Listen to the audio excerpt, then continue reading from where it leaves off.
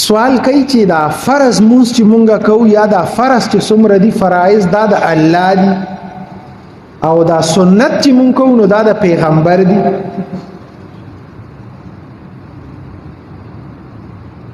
داسې نه ده. فرض هم د خدای دی او سنت هم مونږ د خدای د پاره کوو. که دا فرض مونږ کوو دا هم د الله د پاره کوو او که سنت کوو دا هم د الله د پاره کوو. عزتمند دا سنت څه شی دی؟ دا سنت چې دی سنت دی ته وایي چې پیغمبر علیه السلام په اکثر همیشوالي کړي. تاسو وګورئ مونږ د ماسپخین دا سنت کوو. د ماسپخین مانځه نه مخکې 4 رکعاته سنت وکړو او وروسته ته 2 رکعاته وکړو. دا د جمعې مونځ دی. د جمعې نه مخکې مونږ 4 رکعاته سنت کوو، بیا د 2 رکعاته فرض وکړو، بیا 4 سنت وکړو او بیا 2 سنت کوو. دغسې ماښام هم کوو سنت او ماسخوتن هم کوو. په دې سنتو باندې پیغمبر علیه السلام اکثر همیشوالی کړی دی او چا چې به نه کول نو هغه پې ملامته کړی دی چې دا ولې دې نه دي کړی. نو په کوم عمل چې پیغمبر علیه السلام همیشوالی کړي او چې څوک یې نه کوي نو هغه پې ملامته کړي دې ته وایي سنت مؤکده. او چې ملامت یې پې نه کړي څوک یې پې ملامته کړي نه دي نو هغې ته مونږ وایو نفل او د کتاب په اصطلاح کې د شریعت په اصطلاح کې هغې ته سنت زواید وایي. سنت زواید او نفل دا یو شی دی.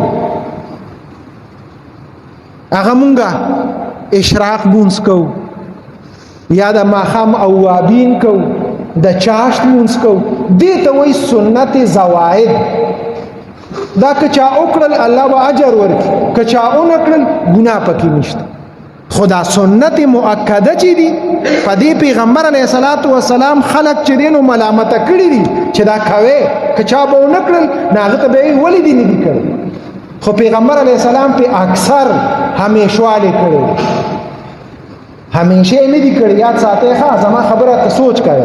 همیشه یې نه دي کړی. پخپله همیشه نه دي کړی.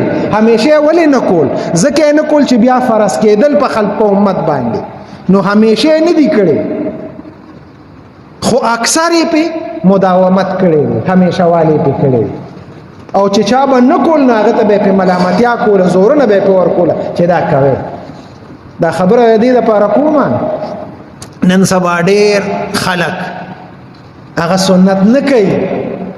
سنتو ته وایي ساجد. دا مصروف دور دی، دا ډېر د منډې دور دی. دې کې صرف چې وایي فرض وکړي دا هم ډېره ده. نو سنت خلک نه کوي، د سنتو اهتمام نه کوي. نه، پیغمبر علیه السلام په ملامتیا کړی ده چې څوک یې نه کوي. سنت مؤکد. او دا ډېر خلک وایي د جمعې پسې نشته، څوک وایي دا شته او څوک وایي دا نشته. ولې نشته؟ چې سنت حضرت علی رضی الله تعالی عنہ فرمایي بله ورځ دې ځای کې یو وکیل صاحب ماله راغی، زمونږ دلته اوسېږي، کور جوړوي. ما ته وی ما سره چیړ پې وکړه مولوي صاحب چې دا سنت نشته او دا د جمعې دا خو اړوشته نه. سنت خو اړوشته نه خو د جمعې دا خو بلکل نشته. نو وایي زه هغه له څه جواب ورکړم؟ نو ما دلته کتاب راواړه ومې کته هغه مې کړه، هغه ته مې لا خولی نه دی خو هغه حدیث مې ورته راواړو. حضرت علی پیغمبر علیه السلام به سنت کور کې کور په جومات کې نه دی کړی. چالي دی نه دی په جومات کې. خو د هغه د کور سړی څوک دی؟ حضرت علی رضی الله تعالی عنہ. حضرت علی رضی الله تعالی عنہ فرمایي چې د جمعې د مانځه نه 4 رکعاته مخکې دي، 4 ورپسې دي فرض پسې او 2 ترې وروسته دي. غرض دا دی چې پیغمبر علیه السلام به غلي ده په کور کې کنه چې پیغمبر علیه السلام دغسې کوي. ځکه مونږ ته حضرت علی رضی الله تعالی عنہ نه دا روایت را رسېدلی دی چې سنت پیغمبر علیه السلام کړي دي. د جمعې 12 رکعاته کړي دي، د ماسپخین 10 رکعاته کړي دي. دا حدیثونه ثابت دي. دغه صحابه مونږ ته را رسولي د پیغمبر علیه السلام سنت، دغه عمل یې مونږ ته را رسولی. انکار کوي نن سبا د حدیثونه د سنتونه انکار کوي ډېر خلک.